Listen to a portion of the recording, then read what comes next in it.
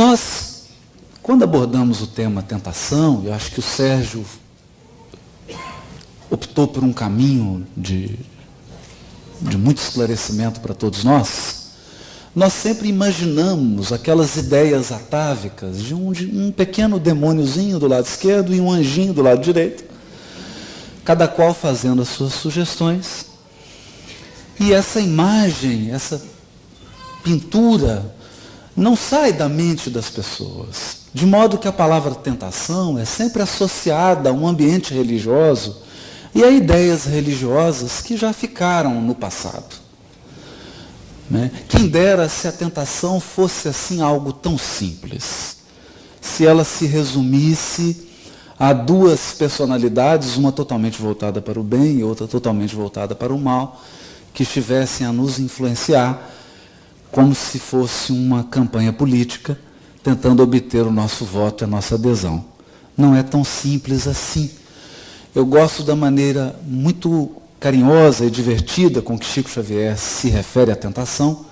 Ele diz que a tentação é você estar correndo de um cachorro muito grande, com uma vontade imensa de ser alcançado.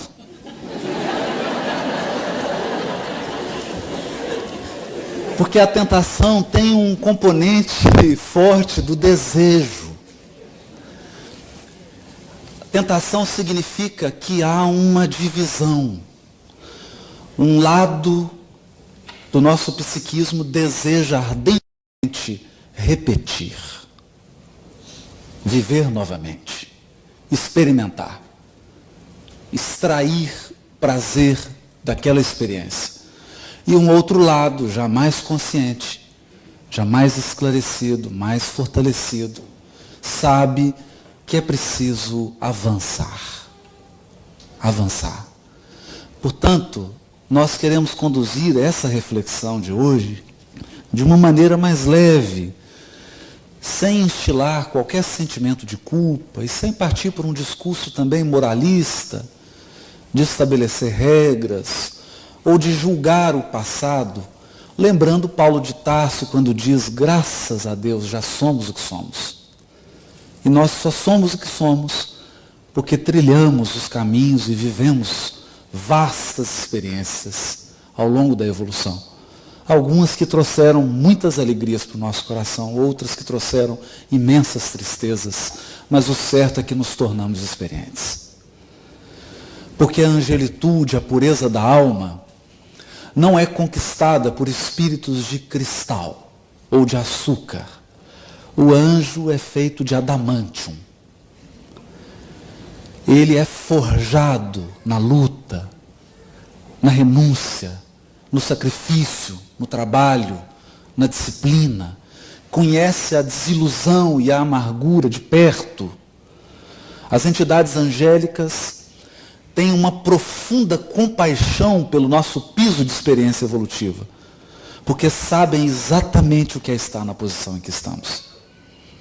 Sabem exatamente o que é a condição e a vulnerabilidade de um encarnado.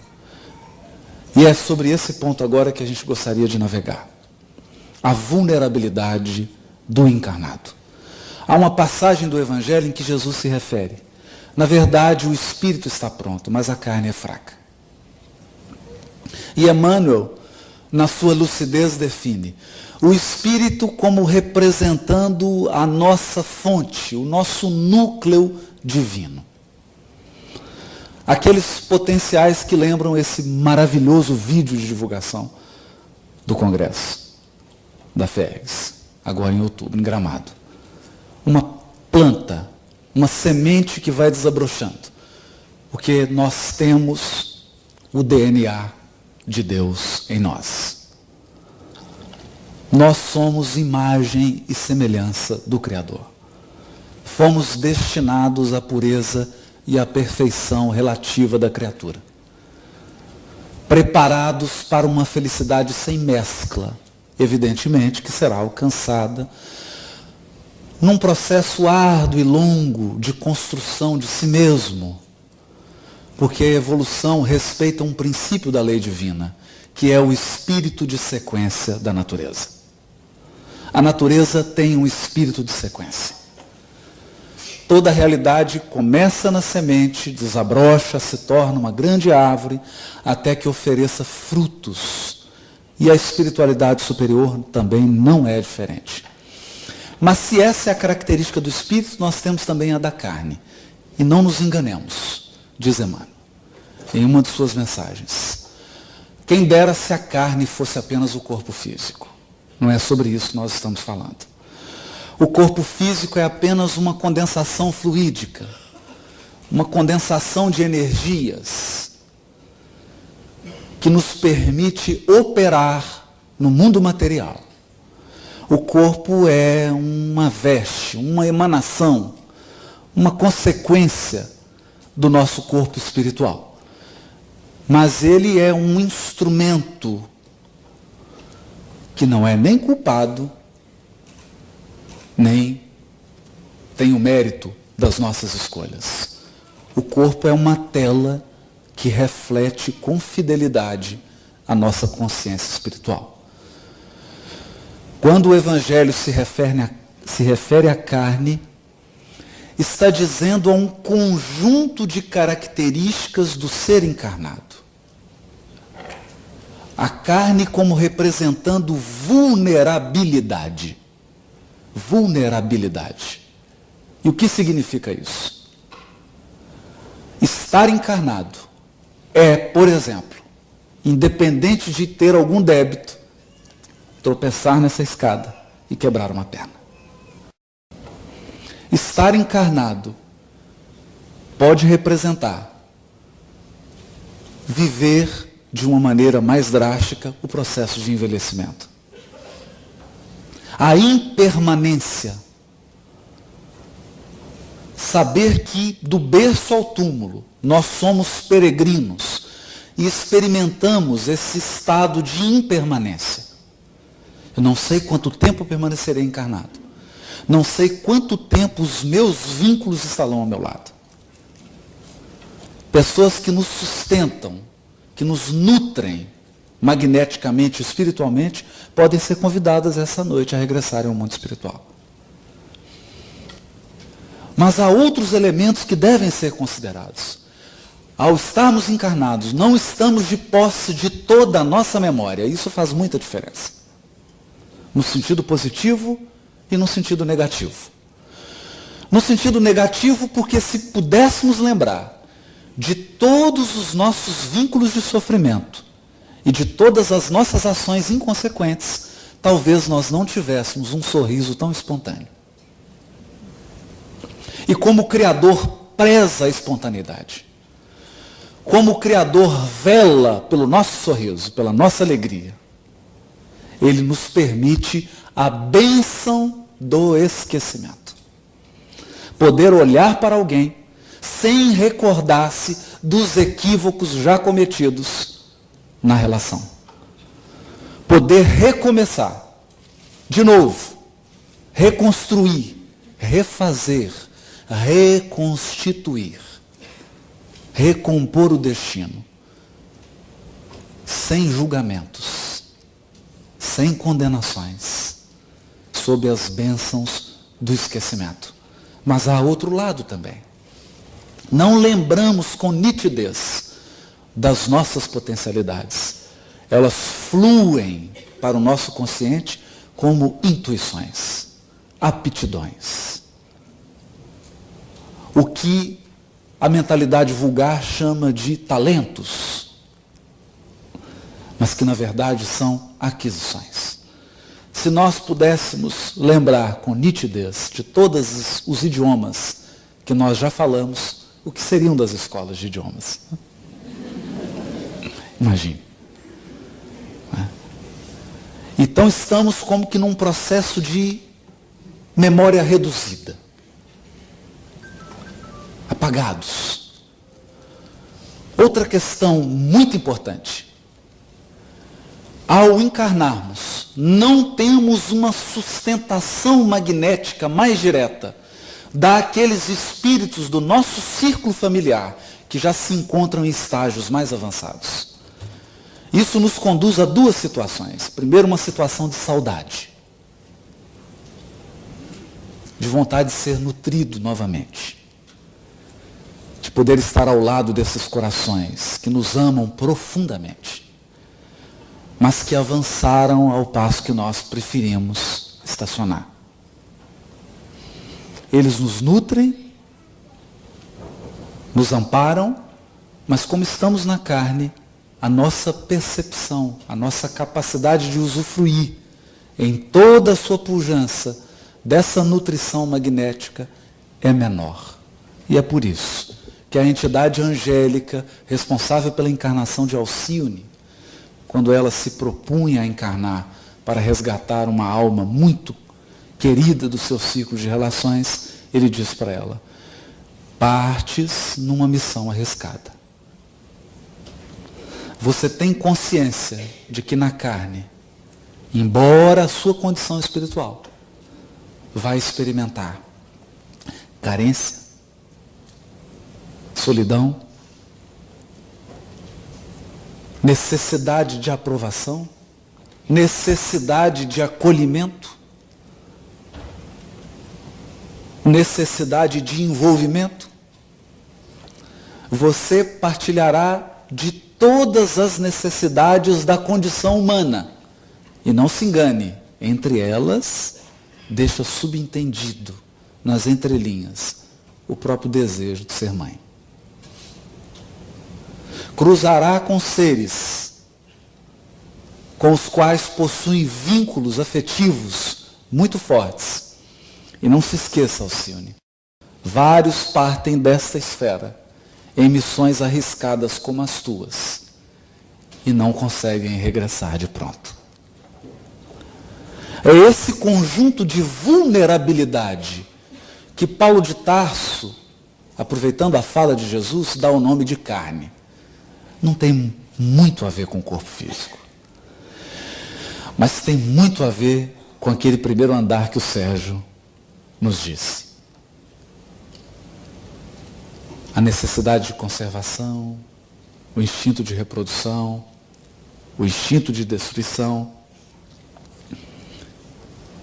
Tudo isso somado ao apagamento que a encarnação propicia, nos coloca numa vulnerabilidade que, no mínimo, nos exige um estado de vigilância permanente.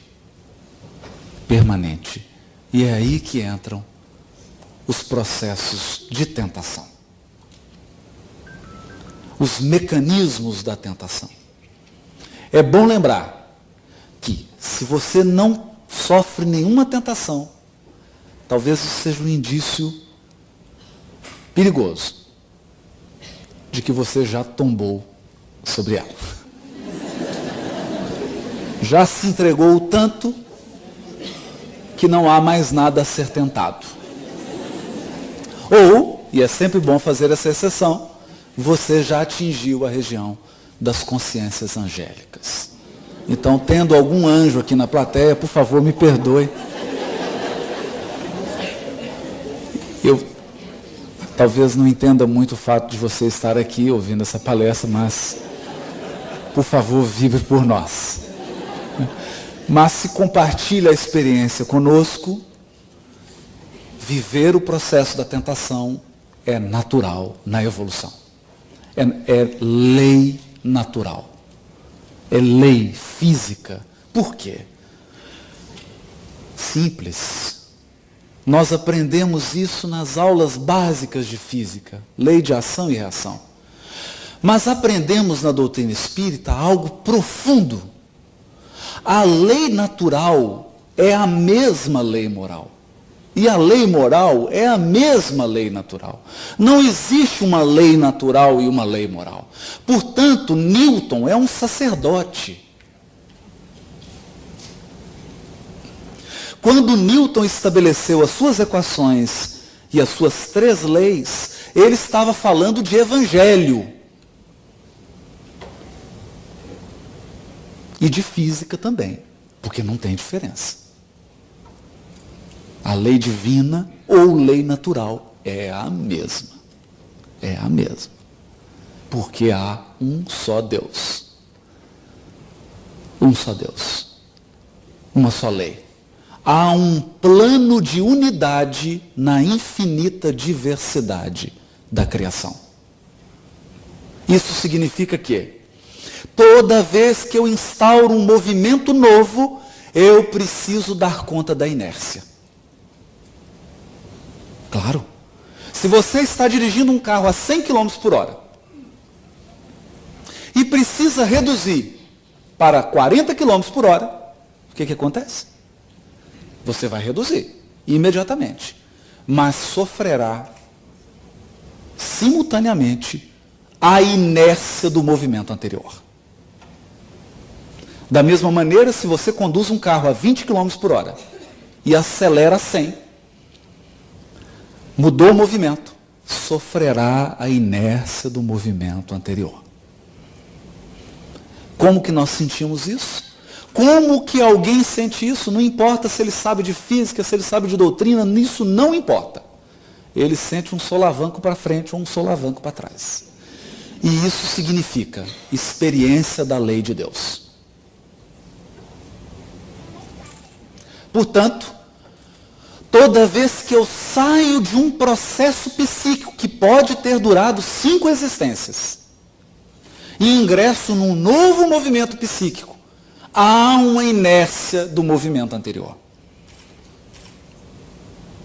Essa inércia do movimento anterior é vivida como um processo de tentação. Dá vontade de voltar. É natural. E às vezes a gente volta.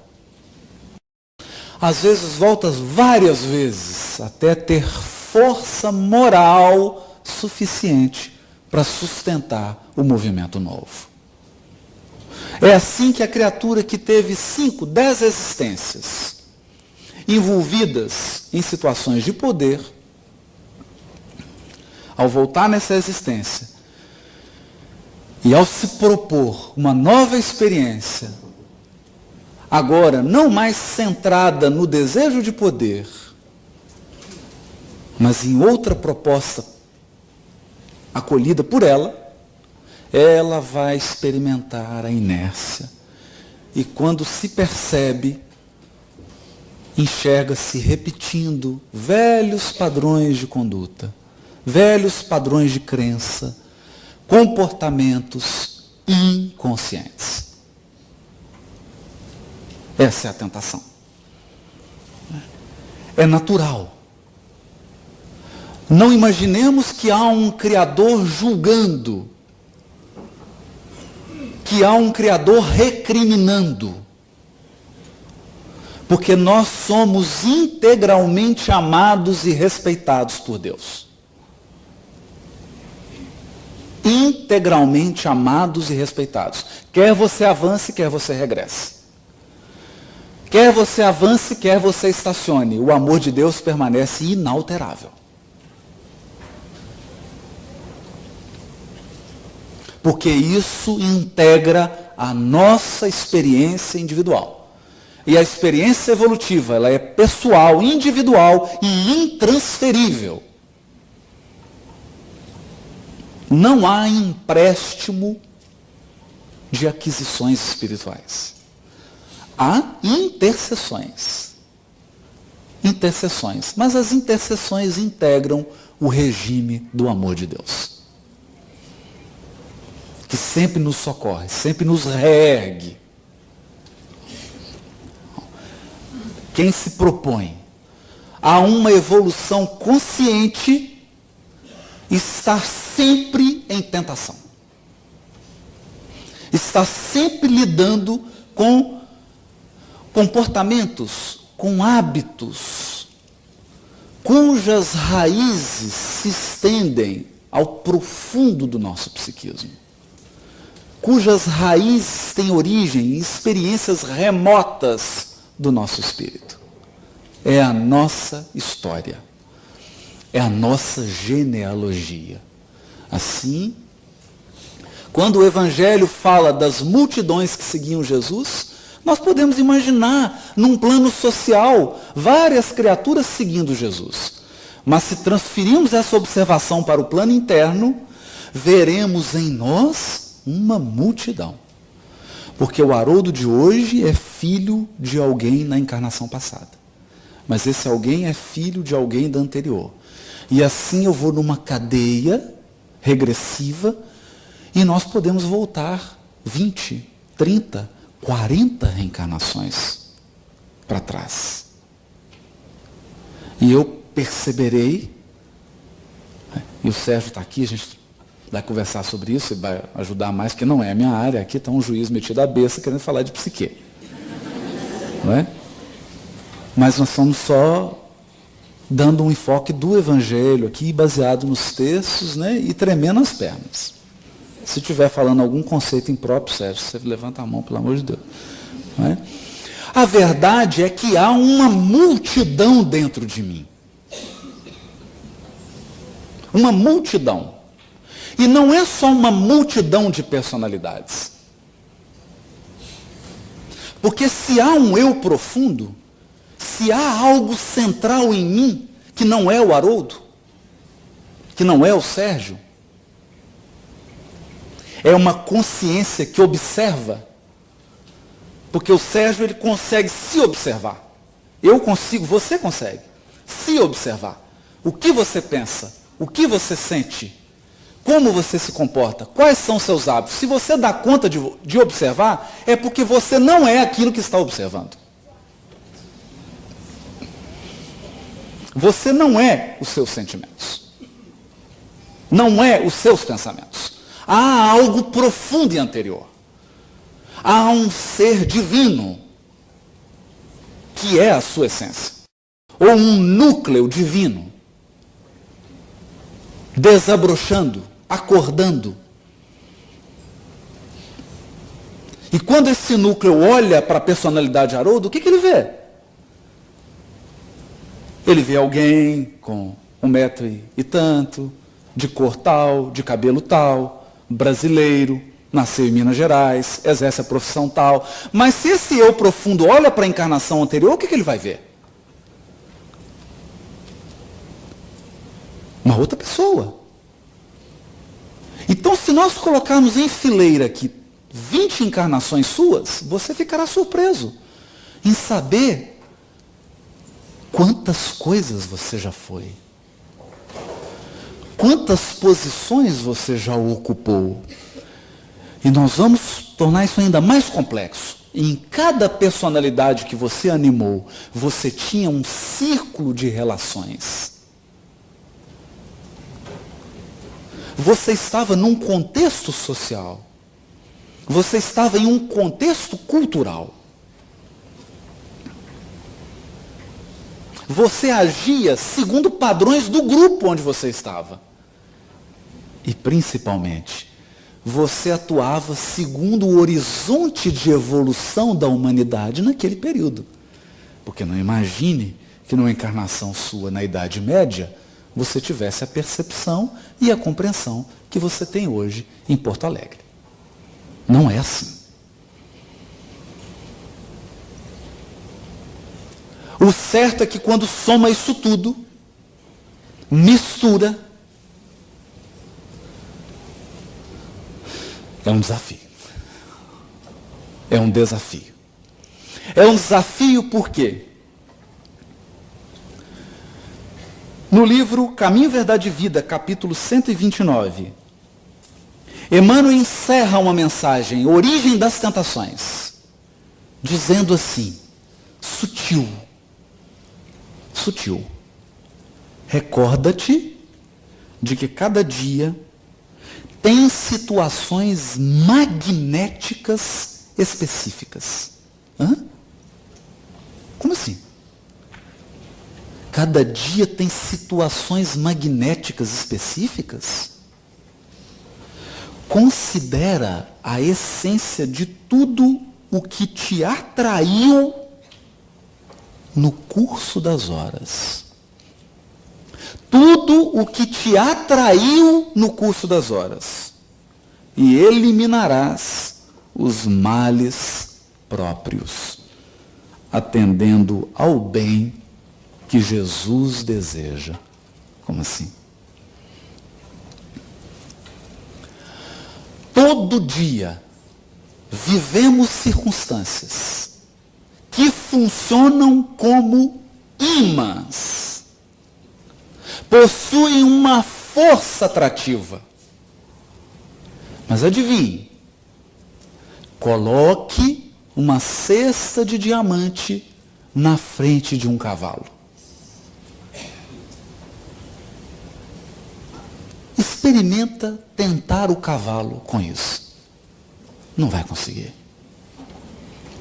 Porque uma cesta de diamante não é uma situação magnética que atrai o cavalo. Não é? Chega em Brasília com uma cestinha de diamante. Você vai. Não é? Bom, vamos mudar de assunto. Agora enche essa cesta de milho e coloca na frente do cavalo. Então isso significa que há um processo que é vibratório. Vibratório. E é aí que Emmanuel diz assim, comentando a carta de Tiago, capítulo 1, versículo 14, onde Tiago diz, o apóstolo, antes, cada qual é provado ou tentado pela própria concupiscência, que o arrasta e seduz. O Emmanuel diz assim, examinemos particularmente ambos os substantivos, tentação e concupiscência. Tentação e concupiscência. O primeiro exterioriza o segundo. Algo aconteceu dentro de mim, é a concupiscência. E depois aconteceu fora. Porque nós ocidentais vivemos uma ilusão de que o mundo exterior determina o mundo íntimo. Mas não é assim. É o mundo íntimo que determina o mundo exterior. Não é vida e pensamento, é pensamento e vida. Tal qual sentimos, tal qual pensamos, essa será nossa vida.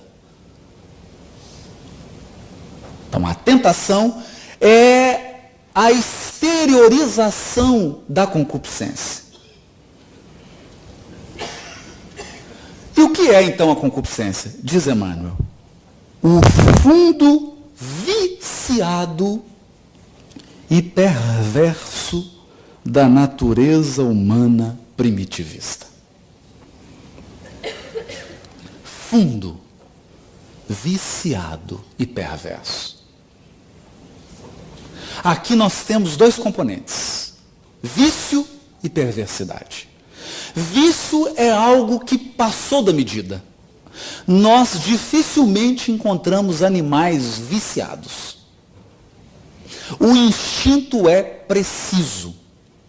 O instinto sexual nos animais, ele é cíclico, temporário, preciso, e ele é atendido com beleza e com precisão. Ninguém encontra um leão ou um cachorro num consultório psiquiátrico porque está viciado em sexo. Só para a gente... Não há isso. Por quê? Porque ele vive a experiência sem que a experiência o domine. Já no ser humano,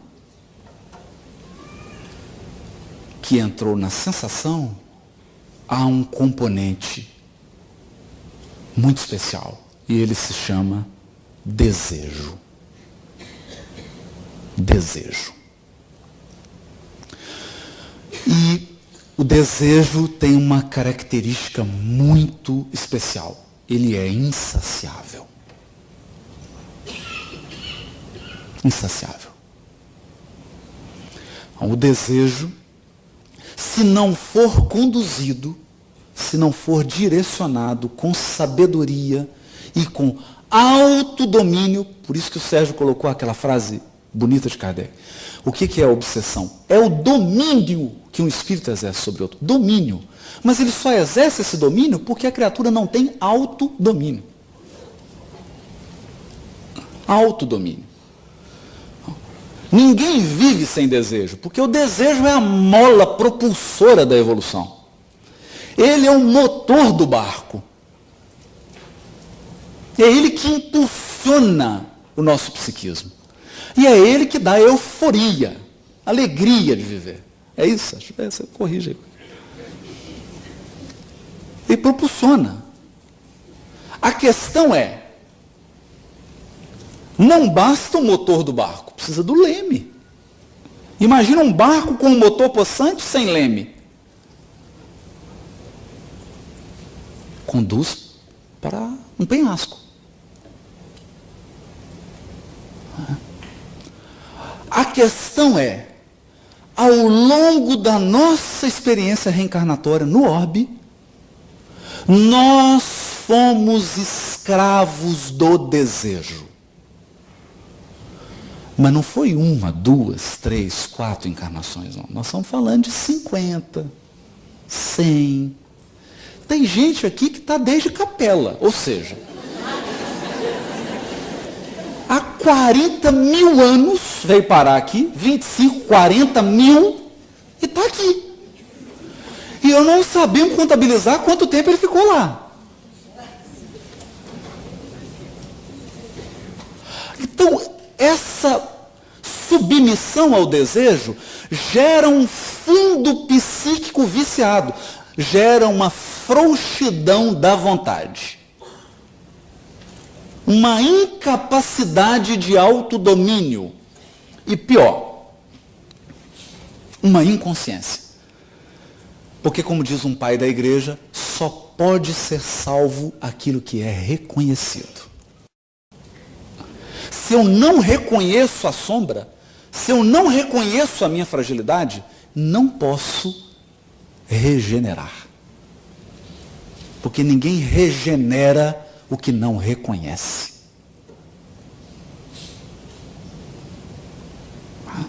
Há uma tentação exterior, como o Sérgio deu o exemplo, você encontrar aquela pessoa, né, e se sentir profundamente atraído por ela, é apenas uma situação magnética que sintonizou com o seu magnetismo psíquico. O seu desejo sexual, que não está reconhecido e que não está trabalhado, atraiu essa circunstância. E vai atrair várias outras. É natural isso. É muito natural. É isso que Emmanuel está dizendo. Então, fundo viciado, mas tem também aqui um elemento que é a perversidade. E a perversidade é algo paradoxal, é algo que nos deixa perplexos. Certa vez eu conversava com o Roberto Lúcio, que é um dos dirigentes do corpo clínico do Hospital Psiquiátrico Espírita André Luiz, na cidade de Belo Horizonte. Não é? Então nós conversávamos, na casa dele inclusive, a gente que não é da área, né, se assusta um pouco com certos quadros psiquiátricos, sobretudo quando eles chegam no judiciário. Então a gente fica assustado, porque a gente fala, meu Deus, como é que pode existir um ser humano que chega nesse nível, né? Da perversidade, não é? Nos mais extremos da perversidade, não é? Quando a maldade vira prazer, quando a criatura encontra gozo na maldade, não é? E aí o Roberto me disse assim, Haroldo, eu vou te dizer uma coisa, você vai ficar impressionado. Só as grandes inteligências dão conta de chegar à perversidade.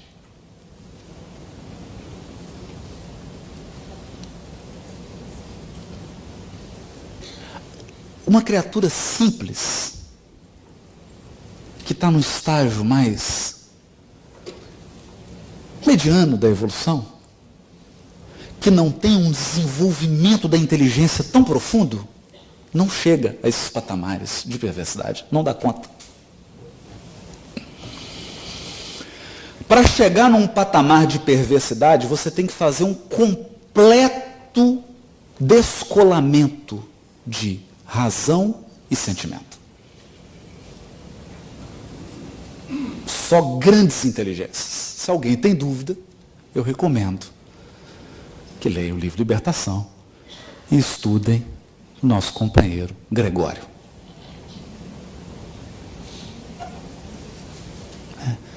Por isso, achei muito interessante o que o Sérgio disse quanto ao perigo da intelectualidade distorcida, da inteligência sem compromisso com o bem comum, com a inteligência descompromissada com o amor. Porque você não se torna feliz pelo que você sabe. Você se torna feliz ao amar e ser amado. Nós só nos tornamos felizes quando reconhecemos o amor de Deus. Quando reconhecemos que somos infinitamente e integralmente amados por Deus. E quando, em retribuição, em dádiva a esse abundante e infinito amor, eu amo. Porque a gente precisa aprender a nutrir-se do amor que dá. Que é a experiência dos altiplanos do sentimento, como colocado por Lázaro. No ápice do sentimento está o amor. Porque é quando você se nutre do que você dá, não mais do que você recebe.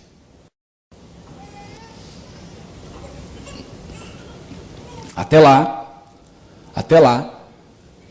muitos de nós fazem a experiência da inteligência sem compromisso. Da inteligência que raciocina, cria sistemas, cria teorias, discute, estabelece hipóteses e teorias, mas está minimamente preocupado com o bem comum. Está minimamente preocupado com a paz, com a harmonia, com a integridade de todos. Então aqui há um outro componente que é esse da perversidade. Fundo viciado e perversidade são forças magnéticas ou fulcros, são brasas dentro de nós que irradiam um poder atrativo gigantesco que atrai pessoas, circunstâncias, acontecimentos, situações. E talvez alguém vá pensar, mas por que Deus permite isso? Porque nós estamos tão desconectados da experiência interior que para enxergar dentro a gente tem que ver fora antes.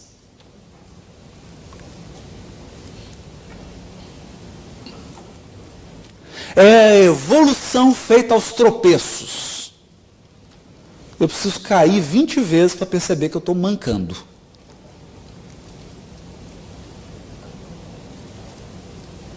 Depois de tanto cair, você fala, meu Deus, eu estou caindo. Aí olha, nossa, estou mancando. Deixa eu corrigir meus passos. Deixa eu atuar por dentro. E essa é a proposta. Essa é a proposta. Porque não adianta isolar-se do mundo, não adianta adotar a postura psíquica do fariseu, que é vestir-se de pureza, né? Então, adotar rituais exteriores, que não são só religiosos. Existe uma série de outros rituais que são adotados para anestesiar a consciência. Como se, ao me afastar de lugares, ao adotar comportamentos exteriores, eu tivesse verdadeiramente fazendo o trabalho interior, fazendo a autoconfrontação, olhando para mim de verdade. porque é doloroso. É bastante doloroso. Nós gostaríamos de chamar a reflexão agora, com base no livro Ação e Reação, alguns textos, mas aproveitando aí, inclusive o diálogo aqui com o que o Sérgio já falou, temos aprendido que a consciência possui multiníveis. Como o Sérgio disse, não é compartimentado, é uma teia dinâmica. E um dos aspectos da nossa consciência é a consciência sensorial. O que é a consciência sensorial? Porque ela diz respeito a nós encarnados.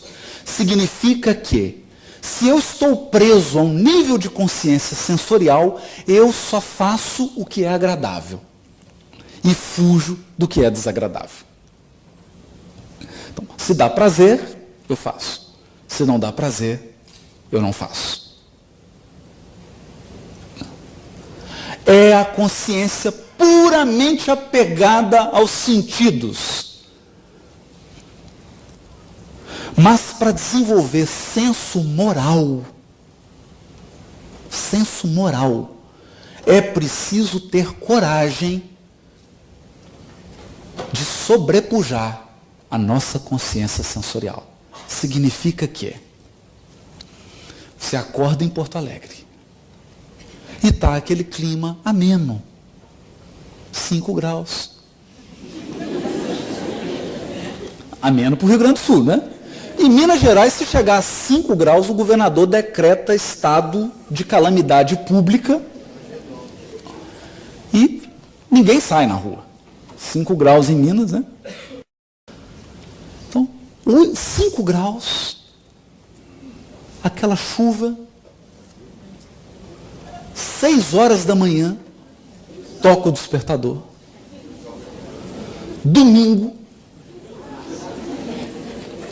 porque tem um encontro de trabalhadores da região federativa, você tem que dirigir 300 quilômetros para poder ir.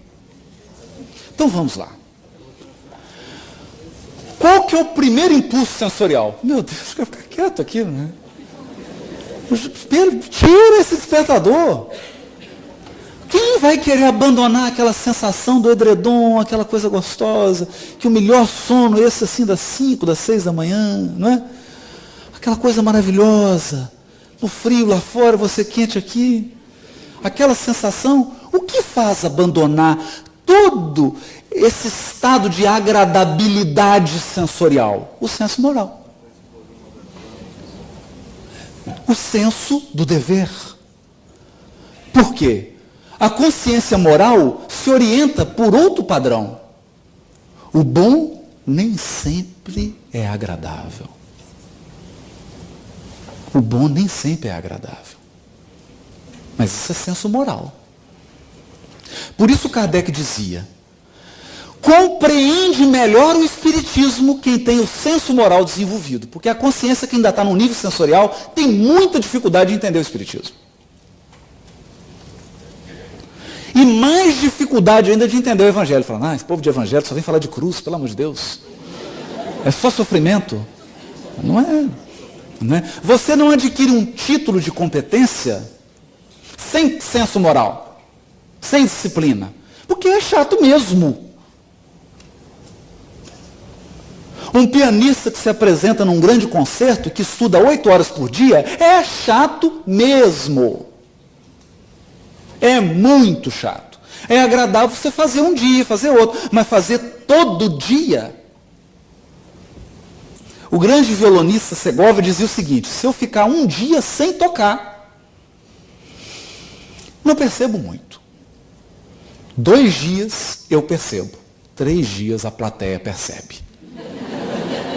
Então você imagina o que é isso? 6 dias por semana a criatura estudar 6, 7, 8 horas para ter um desempenho de 1h30. Passa 1 ano, passa 2, passa 3. Ele teve uma carreira de 70 anos. Desencarnou com quase 90 fazendo concertos. Isso não pode ser agradável. Porque não é para ser agradável, é para ser bom. E o bom nem sempre é agradável. Então, quando nós dizemos de superar uma tentação, não é agradável. Não é. Agradável é cair na tentação. Por isso que o Chico dizia. Tentação é ser perseguido por um cachorrão, com a vontade de ser alcançado. Você está assim, vem, eu vou correr devagar, me pega, né? Que é agradável. O agradável é cair na tentação. É deixá-la te dominar. O desagradável é vencer-se, é superar-se. E para isso, qual a força? Qual a força que polariza o nosso esforço de renovação íntima? Qual é a força que nos torna capaz de superar hábitos milenares? O benfeitor Druso, no capítulo 2 do livro Ação e Reação, diz o seguinte: é que o propósito da vida trabalha em nós. Em nós. E conosco. Em nós e conosco. Através de todos os meios. Para guiar-nos à perfeição. Cerceando-lhe os impulsos, agimos em sentido contrário à lei, criando aflição e sofrimento em nós mesmos. Então, assim como a semente anseia ser árvore frutífera, e ela anseia tanto que basta você colocá-la na terra, e acontece aquilo que o vídeo mostrou. O milagre da vida.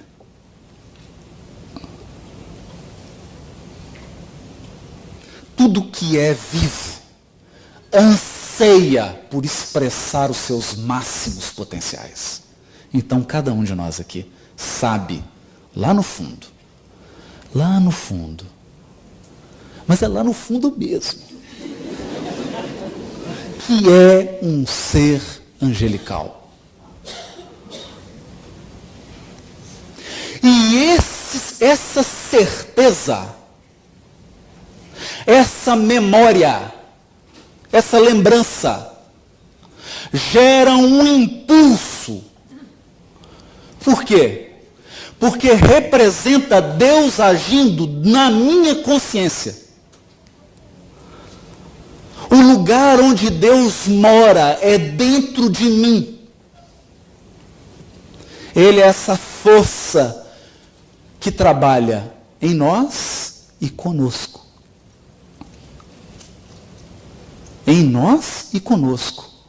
Guiando-nos por todos os meios à perfeição.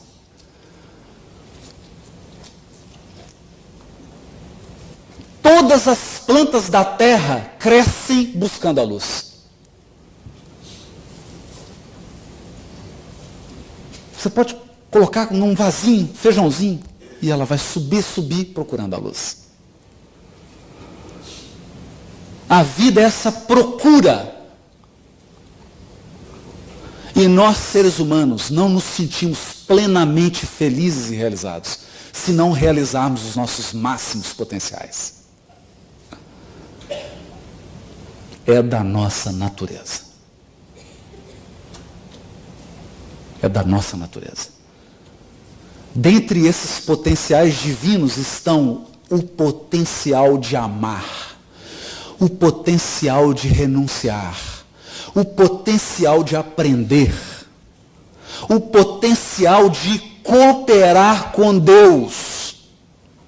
Porque nós somos filhos dele. E o filho anseia comungar com o pai.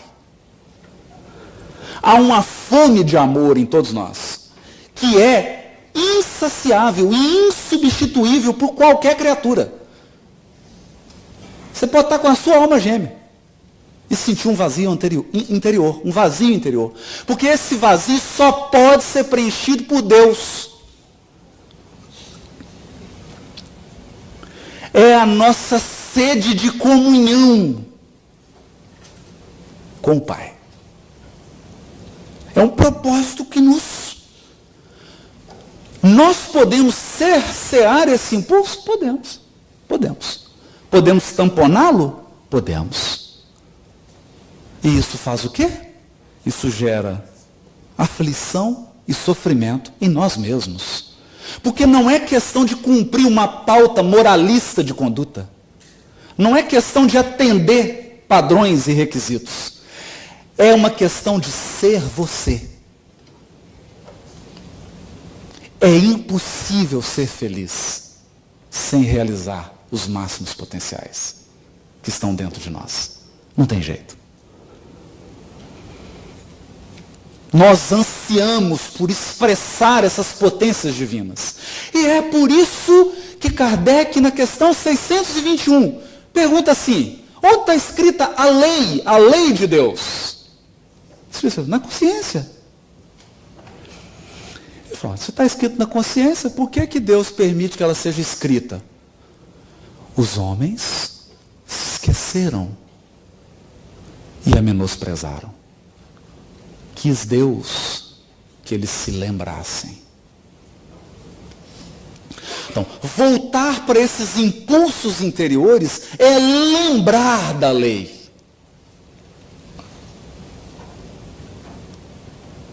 Caminhar rumo à angelitude é lembrar. É acordar. É despertar a consciência. Despertar. Porque já está dormindo aí dentro de nós. E é por isso que Silas, no capítulo 8, já caminhando para o final, do livro Ação e Reação, ele diz assim, vou tirar porque agora a vista cansada, a idade já está chegando. Todos possuímos, além dos desejos imediatistas comuns, que é a esfera, necessidade de ir ao banheiro, necessidade de comer, não é? Aquelas necessidades comuns que geram desejos, não é mesmo? Daqui a pouco nós vamos desejar comer alguma coisa à noite? Espero, né, Gabriel? Estou dando a dica. Hashtag, fica a dica. Hashtag, fica a dica, né? Então, além desses desejos imediatistas comuns, em qualquer fase da vida, todos nós possuímos um desejo central. Ou tema básico dos interesses mais íntimos. Olha que interessante. É a tônica que define a nossa irradiação. Por isso, além dos pensamentos vulgares que nos aprisionam à experiência rotineira, emitimos com mais frequência os pensamentos que nascem do desejo central que nos caracteriza. Pensamentos esses que passam a constituir o reflexo dominante de nossa personalidade. Desse modo, é fácil conhecer a natureza de qualquer pessoa em qualquer plano, através das ocupações e posições em que prefira viver. Autoconhecimento. Isso significa que, se nós nos propomos sair vitoriosos dos processos de tentação, é importante cada qual identificar qual que é o tema básico do seu psiquismo. Para uns é a sexualidade, a troca afetiva. Para outros são as relações humanas que envolvem hierarquia, portanto o poder. Mas são sempre relações. Sempre relações. Tudo tem a ver com o nosso interagir com o outro. Pode ser a nossa relação com os bens, com os recursos. A ânsia de acumular. A ânsia de guardar. Cada um tem um tema básico. A partir desse tema básico se estrutura uma teia complexa e intricada de desejos que gravitam em torno desse desejo central. Isso tudo forma uma vibração. Isso tem cor, tem frequência, tem cheiro, tem um raio, tem uma energia. Isso atrai, isso define quem nós somos. Define quem nós somos. Portanto, quando falamos em evangelho, em reforma interior, estamos falando do maior projeto humano. O maior desafio posto ao homem sobre a terra, que é a autoconfrontação. Conhecer-se, identificar-se, para poder, com o auxílio das forças divinas que atuam em nós e conosco, estabelecer um novo movimento, um novo rumo, uma nova alvorada. Muito obrigado pela atenção de todos. Voltamos.